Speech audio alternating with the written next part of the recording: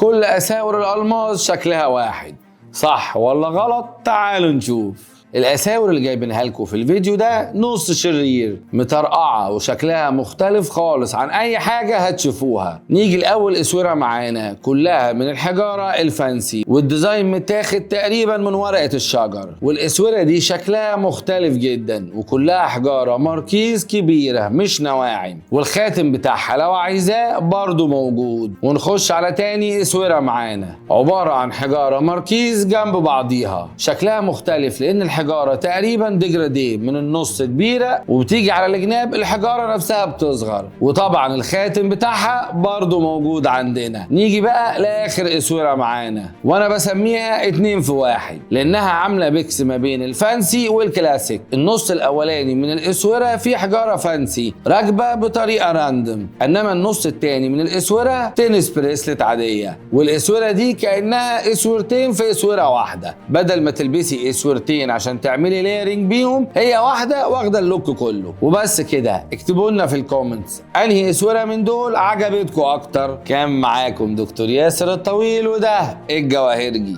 سلام.